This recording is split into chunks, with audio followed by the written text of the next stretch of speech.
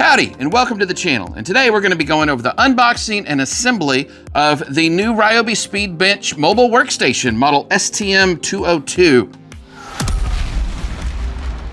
And we're a little tall today for this, so let's go ahead and get the table lower. It seems like everybody on YouTube does this snap thing and it seems to fix all their problems, so let's give it a shot. Uh-oh, I think I snapped too much. You know what, while we have it down here, why don't we get a weight on this because it's actually pretty bulky. Wow, so this weighs 79.8 pounds. Let me only use one snap this time. Huh. Oh, that's much better. Woo. Cool. All right, let's go ahead and cut into this box and let's see what we have inside of it.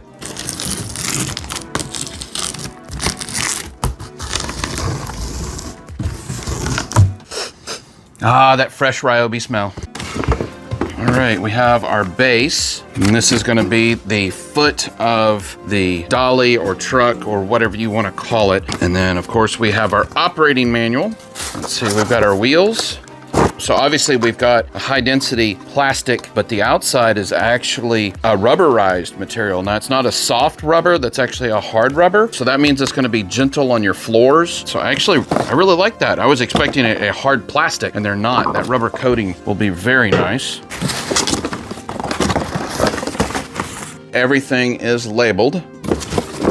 We got some more framework. We've got a box of hardware. Kudos on them, they actually labeled each corner. Little pro tip, whenever you're moving, it actually is really smart to label all of the edges of your packing box, including the top. So we've got another piece here. Once again, we have a label. We have a storage bin. This is the Link storage from Ryobi. And then we have the main body. This is the last piece. So we actually have the swing out mechanisms are attached to it.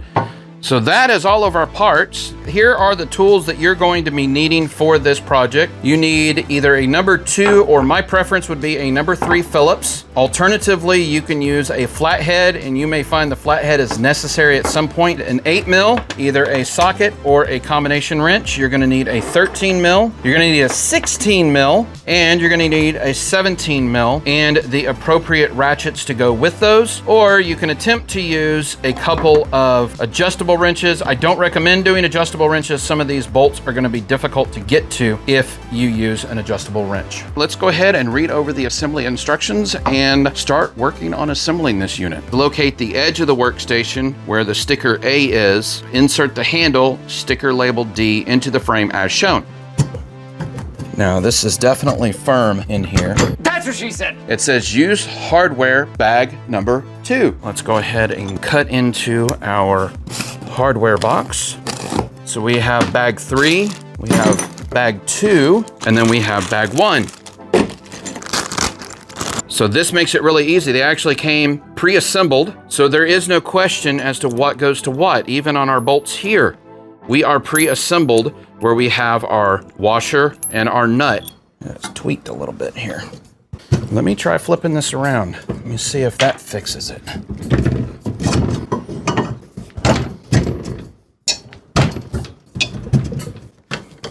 There we go.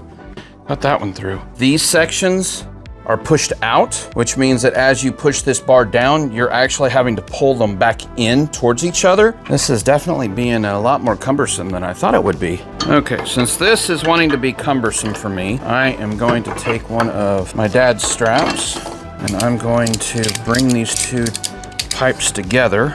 You think that'll work? So that hopefully I can bring this down. There we go. Definitely shows you just how tweaked these were, that's all that it took to get it lined up. And we'll go ahead and put our nuts on them. What did he say? All right, so that gets us where we wanted. You can see that we just had to pull these two together. Now all we're gonna be doing is taking a number 2 Phillips and a 13 millimeter socket, and we're going to tighten these up. There we go. Now, whenever it comes to sockets or combination or even an adjustable wrench. It's your choice. I like using sockets. That's my preference. And whenever I use it on something like this, I prefer to have one of these soft handles. This one is from Pittsburgh, which is a Harbor Freight. And I like this one because if you hit it against something, you're not gonna mar the surface. And so this is actually perfect for an assembly job like this one. So now our next step is going to be to align the skid frame to the table frame. So that's going to be this part of the frame here. So here we have our rubber feet and they should be facing up. The stickers are going to align with each other.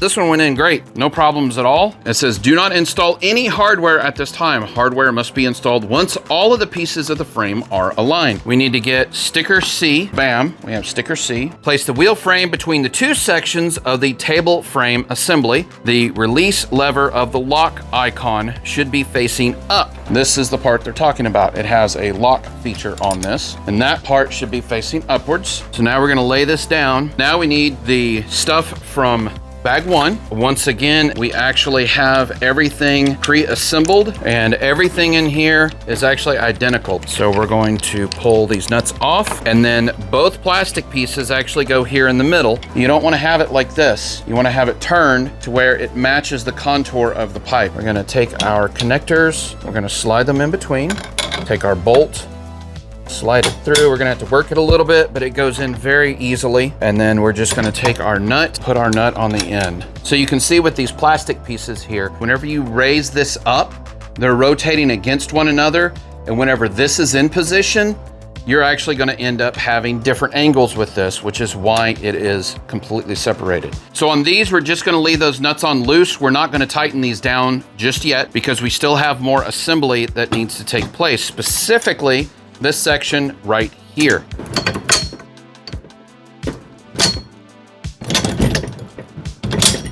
Okay, so now we just put our nut on. Now what this is doing is it's helping align everything. So whenever we put our bolt on down here, it does a much easier job of aligning. So now we're gonna wanna take our bolt and slide it through and put that one on. And now we have it through those pieces of plastic. And then all we have to do is get our leg lined up. There we go. And we put our nut on. And so now we can remove this upper one. We are going to put in our pieces of plastic up here, following the same method. And now all we're gonna be doing is going around and tightening everything. So for this, I've actually switched over to a number 3 Phillips. And you can see here, the number 3 seats much better within here. If we look at the number 2, you can see that the number 2 does go in there, but you can see just how much of a gap there is around the head of that screw. And that's what allows it so easily to just twist in your screwdriver. In my book, it is very smart for a person to have a number 2 and a number 3 Phillips, along with a number 1 within their arsenal. Okay, so next we're gonna be putting our wheels on and we're going to be grabbing these that were from bag number 1 earlier. So we take our bolt, slide it through. We're going to put our washer on and then we're going to put our nut on. And we're going to slide it in. Our outside is going to be a 16 mil and our inside is going to be a 17 mil. So Ryobi said you only needed a 17 for the larger. Well, we found out that that was incorrect. The lie detector determined that was a lie. So we're just going to tighten these down. Now you don't want to go too terribly tight on this, but you want to go snug enough that it's not going to come loose or be wobbly. Wobbly is the big problem with them. There we go, and our wheel turns freely and there is no slop in our bolts.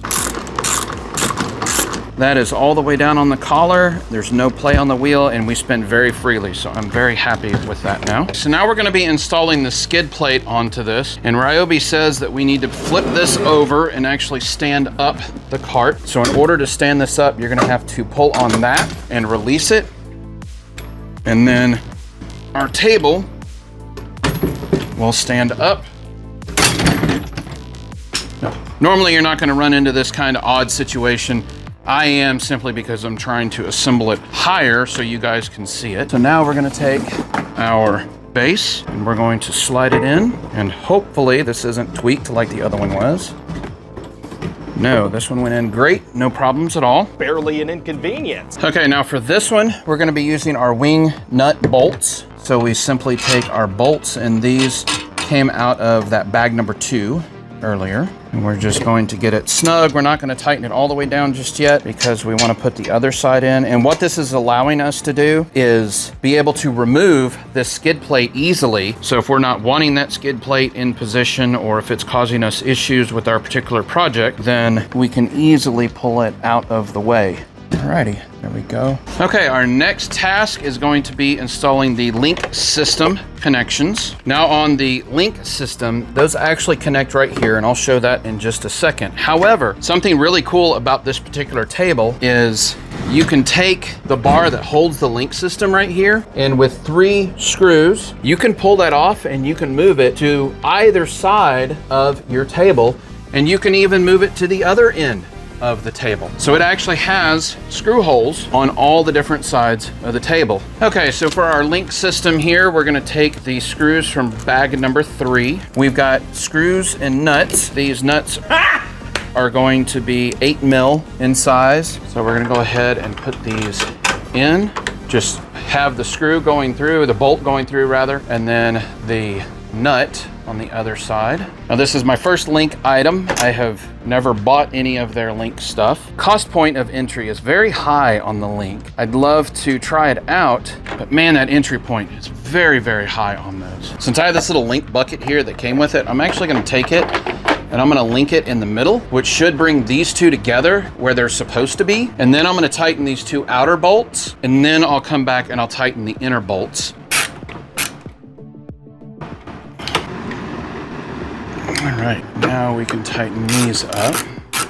Now we take our storage bin and slide it back on top, and there we go. So now everything is tied in, and you can move this wherever you want to on the link system. That's the joy of the link system, is you can do that with it. Now on the top of our surface here, you can see we actually have SAE, which a lot of us just call standard. So that's just gonna be inches, the King's measuring system. And then up over here, we actually have metric. So we've got SAE, and then we have metric over here. Now the nice thing about this workbench is you can use it for all sorts of different stuff. They do actually have this where you can put a chop saw on here, and you can see they actually have do not drill. So in this section in here, you've got pipe on the other side that's part of the frame, and they do not want you to drill through that. However, all these other sections, you can actually mount all sorts of different stuff to here if that's what you want. Now, usage of this is insanely simple. Pull off your link. We grab our handle, push down on our lock mechanism, and we simply pull the table upwards. You want to make sure that you push that all the way on to where it actually successfully locks itself. And now you've got a dolly or a truck with the bottom part, so you can put certain things on here and you can carry it around. If you're doing a wood project, you can stack your wood on here. And now that makes it really simple to move your wood project around wherever you need to move it to. Wheels roll really good. I like those wheels, especially on the concrete here. They're nice and smooth. The one thing that it doesn't have is it doesn't have any kind of rubber footing on the bottom. If you take this to a place where it has tile, then I could see this actually scraping against the tile and causing a little bit of marring or paint transfer. So you'll want to be careful with that. But setting it up is very simple. We just unlock it, lay it down, and our table locks in and we're good to go. So that goes over the unboxing and assembly of the Ryobi Speed Bench and mobile workstation. Thank you very much for watching the process and sitting in this pretty hot and humid garage right now. Definitely appreciate you tagging along with me. If you have any questions about this particular product, please be sure to leave it in the comments below. I will be doing a user review after I've used it for a while as well, so that I can let you know how it actually fares, if it works well for me, or if it has problems. As always, I appreciate any comments or questions or candor you might have in regards to the product itself or any of the tools that you see behind me, especially ones like this. Thank you very much for leaving comments like that. I appreciate the engagement. Like, share, and subscribe. Do all those things for the algorithm. 98% of you are not subscribed. I completely understand. I am stingy with the subscribe button too. But if you're not, can you please hit that subscribe button? I would really appreciate it. And as always, thank you very much for watching.